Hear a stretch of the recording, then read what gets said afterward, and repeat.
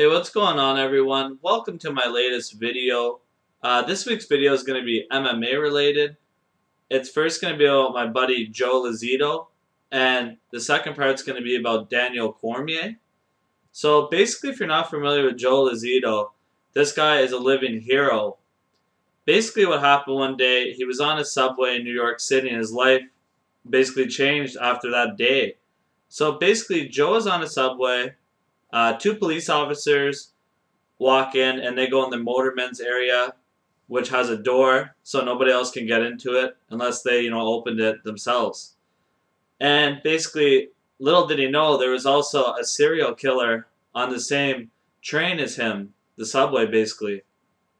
And the serial killer's name is Maxime Gelman, and he had killed multiple people the night before. So, just in a brief summary, because I'm going to post a video down below, because it's an excellent job, the piece they do on it. Joe was confronted by Maxime Gelman, who basically told Joe, "You're going to die, you're going to die," and proceeded to stab Joe a couple of times.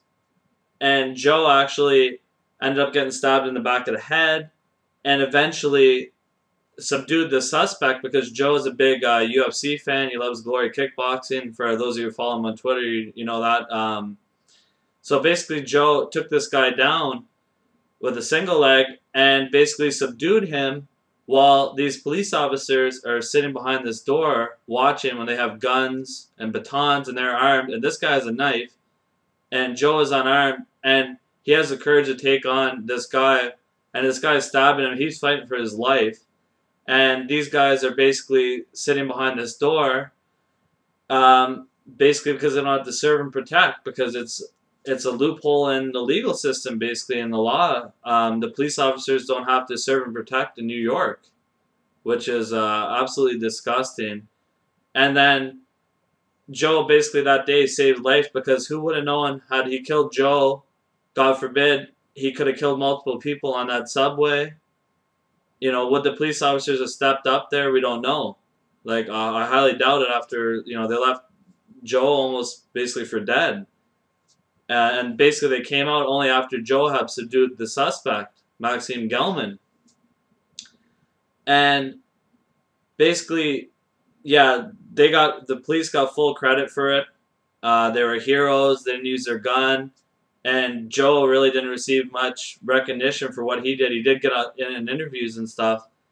And he was basically trying to tell his story, saying that he couldn't believe after what happened to him, basically the ruling about police officers, that they're not deemed to serve and protect. They don't have to. And basically, Joe had a petition going. After you watch the video, most people will definitely be intrigued and definitely see the injustice that's going on here. And Joe had a big petition, got thousands of signatures, and it got thrown out. So basically, I'm trying to do my best now to he's writing a book, so I'm trying to get people to, donate to his funding for his book, or spread the video, or spread the word about his book, and basically let him get his story out there, because this guy is a hero and deserves a lot better from the city of New York and the police department. Basically, they just don't want to look like they got embarrassed by, what Joe's been saying, because it's all the truth. And, these guys were cowards that day and didn't do anything, and that's their job. They're paid the big bucks to do that. And it's just really disgusting, and I can't wait for Joe's book to come out so he can tell his story, and he only deserves the best and is a real good dude. So definitely check out the video below. It's a little long, but trust me, I want to watch it. I was just disgusted when I saw it. And yeah, so check out Joe Lozito, great guy. And basically that leads me on to my next topic about Daniel Cormier. And basically Daniel Cormier, if you watch the UFC pay-per-view, UFC 170, last night, Daniel Cormier beat Pat Cummins, who came in as a late replacement, who was working at a coffee shop. And Daniel Cormier destroyed him in the first round, and he looked really good in that fight, because I know a few UFC fans have been criticizing Daniel Cormier, saying his fights were boring against Frank Mir and Roy Nelson. So I thought that was a great step for Daniel Cormier, because this guy actually has a very interesting past in the sport of MMA. I'll give you some like thoughts on that. Basically, his daughter unfortunately died in a car accident years ago. Basically, his father was murdered, and he had kidney failure one time trying to make weight to go to the Olympics, had to pull out of that. He actually competed in the Olympics in Athens, though, and came in 4th place. So you can see some of the setbacks that he had in the sport.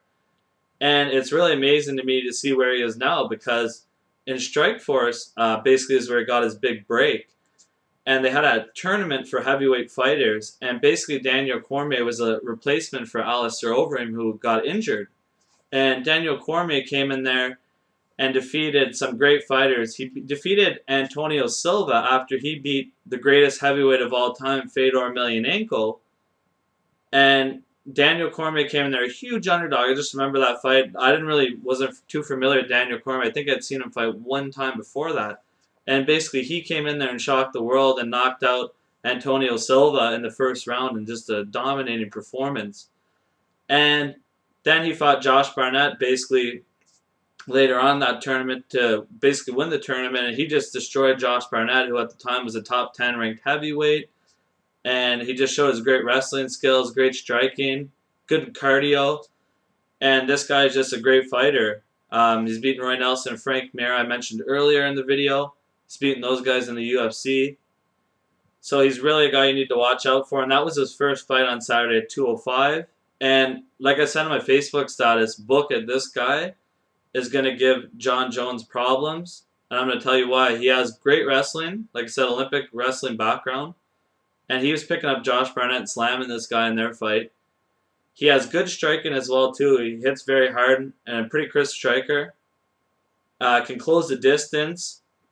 Those are all key things you need to beat John Jones. The only issue I see John Jones giving him in the fight, John Jones is a great fighter, but the biggest issue I see him giving Daniel Cormier is his reach is so big compared to Cormier's. But this is a fight that I think will be happening very soon.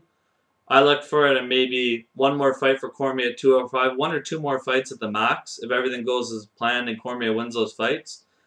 And John Jones doesn't move up to heavyweight by then. I definitely think that fight will happen, and look for that fight, because other than Alexander Gustafsson, I feel that Daniel Cormier is the only one who can dethrone John Jones. Let me know what you guys think about Daniel Cormier and his performance on Saturday night, if you checked it out, or basically you'd seen his fights. I definitely think not too many people know those facts about Cormier, and I definitely am glad to see him getting some exposure now in the UFC, and can't wait to see basically his journey in the UFC is going to be like. And also check out Joe Lozito again. Like I said, I'm going to post those links down there. This guy's a real hero and a class act, so definitely check him out. And thanks for tuning in once again to the video, guys. I appreciate that.